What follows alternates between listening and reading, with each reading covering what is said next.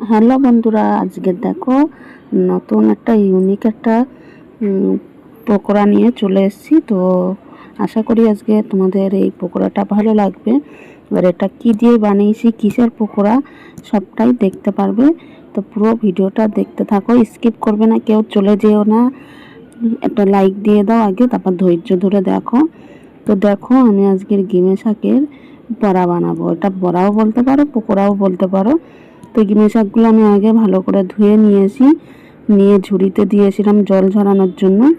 এবার এইগুলো আমি একটা একটা করে নিয়ে ডাঁটা সমেত মানে করে নিয়েছি, ডাঁটা থেকে হাত দিয়ে চেষে নিয়েছি। দেখো ওটা আমি এক হাত দিয়ে করা সম্ভব না বলে ফোনটা রেখে তারপরে কিন্তু আমি এইগুলো করে নিয়েছি। দেখতেই পাচ্ছ এখানে ডাঁটাগুলো সব রয়ে গেছে, আর শাকের পাতাগুলো কিন্তু নিয়েছি।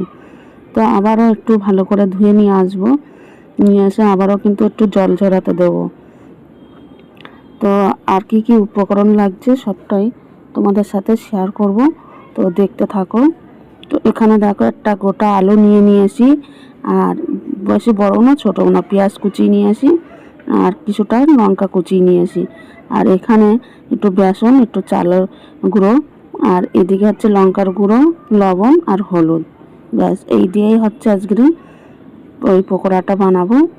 তো দেখতে থাকো। এখানে আমি সব দেওয়ার পরে পেঁয়াজ লঙ্কা কুচিটাও দিয়ে দিচ্ছি, দিয়ে আমি ভালো করে কিন্তু একদম মাখিয়ে নেব। এর মধ্যে আমি সামান্য একটু লঙ্কার গুঁড়ো দিয়েছি, কেন বলো তো, লাল হওয়ার জন্য, মানে একটু কালারটা আসার জন্য। তো তারপরে দেখো গ্রেট করে রেখেছিলাম আলুটা, সেই আলুটা দিয়ে দিলাম গ্রেট করা। এবার আমি ভালো করে, আর তার মধ্যে এবারে শাকগুলোও দিয়ে দেবো, দিয়ে ভালো করে মাখাবো। তো আগে আমি এইগুলো দিয়ে মাখিয়ে নিই ভালো করে, তারপর লাস্টে কিন্তু শাকটা দিয়ে তারপর আবার ভালো করে মাখিয়ে নেব। তোমরা একবার হলেও বাড়িতে এইভাবে বানিয়ে দেখবে বন্ধুরা, দারুণ খেতে লাগে। আর খাবার পাতে যদি প্রথমেই থাকে এরকম ডিমা শাকের বড়া, তাহলে কিন্তু আর অন্য কিছুর দিকে কেউ তাকাবেই না। এই দিয়েই কিন্তু গরম গরম ভাত এক থালা উঠে যাবে। তো দেখো আমি ভালো করে মাখিয়ে নেওয়ার পরে এবার দিয়ে দিচ্ছি ডিমের শাকগুলো। তো এই দেওয়ার পরে আবার ভালো করে মাখিয়ে নেব আমি। আর এই বড়াটা দারুণ একটা টেস্টি হয়, মানে বেশি তিতাও লাগে না কিন্তু। এবার তোমরা আলুটা অপশনাল, দিতেও পারো না দিতেও পারো। যেহেতু আমার একটু বেশি পরিমাণে বানানো লাগবে বলে তার জন্য আমি একটু আলু ব্যবহার করেছিলাম একটা। তো দেখো ভালো করে মাখিয়ে নিয়েছি। এবার আমি কড়াইতে তেল বসিয়ে দিয়েছি, তেলটা গরমও হয়ে গেছে। এবার আমি বড়াগুলো একটা একটা করে ছেড়ে দেবো। তোমরা তোমাদের মতন শেপ করে নিয়ে ভাজতে পারো, আমি ঠিক এইভাবে নিয়ে ভাজছি। তো কয়েকটা আগে দিয়ে নেবো, দিয়ে ভাজবো।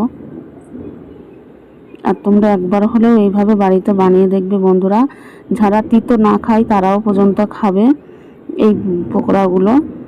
তিতো খেতে ভালোবাসে না অনেকে, দেখবে তিতো খেতে চায় না, তো এইভাবে বানিয়ে দেবে, ওরা দেখবে একটার বদলে অনেকগুলোই খেয়ে নেবে গরম গরম ভাতের সাথে। আশা করি আমার রেসিপিটা আজকে তোমাদের ভালো লাগবে, আর ভালো লাগলে একটু শেয়ার করে দেবে বন্ধু বান্ধবদের মধ্যে। আর এতক্ষণ ধৈর্য ধরে দেখার জন্য আমার নতুন পুরনো বন্ধুদের সবাইকে জানাই অনেক অনেক ধন্যবাদ। আর নতুন বন্ধুদেরকে বলছি, যদি আজকের আমার চ্যানেলে নতুন এসে থাকো তো আমার চ্যানেলটাকে একটু সাবস্ক্রাইব করে পাশে থাকা বেলনটা বাজিয়ে দেবে, যাতে ভিডিও ছাড়ার সাথে সাথে তোমাদের কাছে পৌঁছে যায় নোটিফিকেশান। আর তোমরা এইভাবেই আমার পাশে থেকো, আমাকে সাপোর্ট করে যেও। তো বড়াগুলো দেখো আমি এবার এক এক করে উল্টে পাল্টে দিচ্ছি, দিয়ে আমি সব বড়াগুলো এইভাবে ভেজে নেব।